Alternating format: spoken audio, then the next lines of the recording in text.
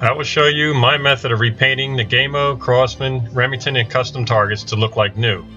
The easy way, with a homemade accent template to make it easier. First, I usually start off with coating the faceplate with carburetor cleaner and let it sit a few minutes. This makes it easier if you're going to use a scraper or wipe it off in repeated layers. But I like the old Tool Time show with Tim the Tool Man's motto, more power. The wire wheel will do a good job of removing all the paint, especially after you've soaked it.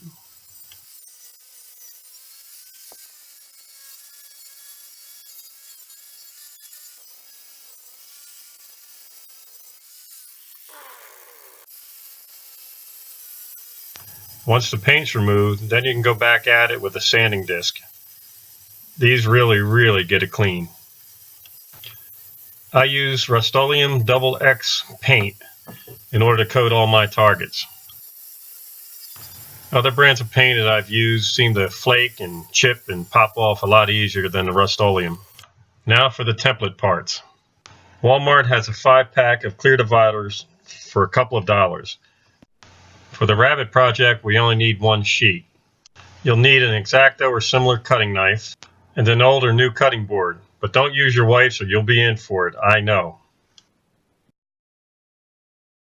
Then place the target face on a piece of plain paper and trace its outline. After you're done, put the semi-transparent plastic divider onto the outline and trace where you want to define the areas to be painted.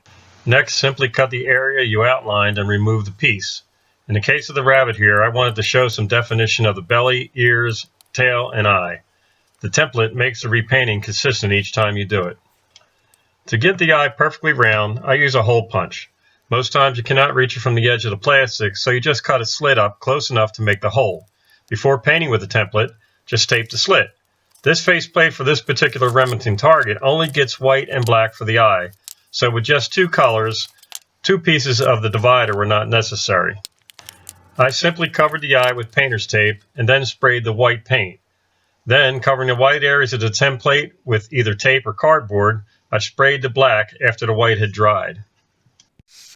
Here I painted the rabbit with the base color of brown. Using semi-gloss, it goes on wet, but it dries pretty flat.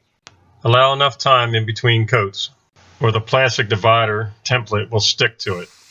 Now to spray the white definitions onto the target. In most cases, you don't need a heavy coat, just an accent. Here's what our bunny looks like without his eye yet. Here he is, sprayed up with his eye, and ready to go for most cases. As you can see, the finished sprayed rabbit is okay to go, except I'd like to add a little bit more detail. I go to the craft supply store like AC Moore or Michaels and get acrylic paints. I then like to define the white with a fan brush to give it a more hairy look.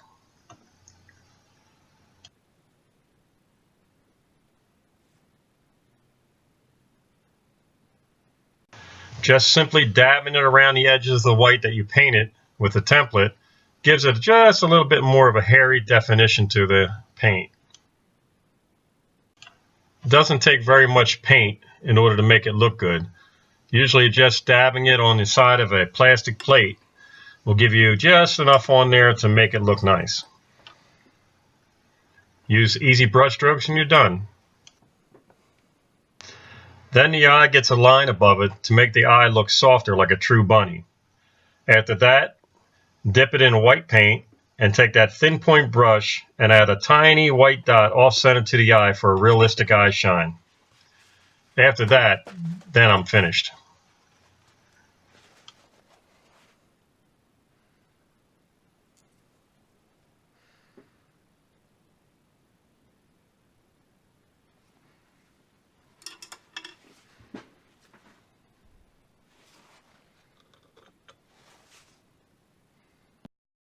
Here's our bunny ready to get shot at. With my custom targets, I make a template for each color so I don't need to tape it so much. Some of my custom design targets get a lot of hand painting treatment for more accent, but the standard commercial targets are basically 1 or 2 colors. Here's a Remington Warthog I repainted to look more realistic. Here is another of the same targets where I removed the long snout and tusk and painted it as a domestic hog. Use your imagination and have fun. If you competed at the 2015 AFTA Nationals in Ennis, North Carolina, you'll recognize several of these targets here. You shot them at that championship.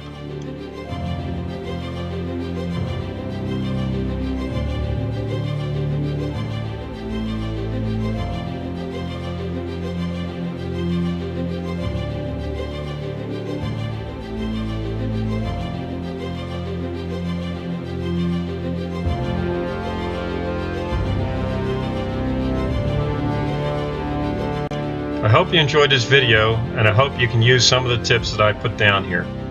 Thank you for watching.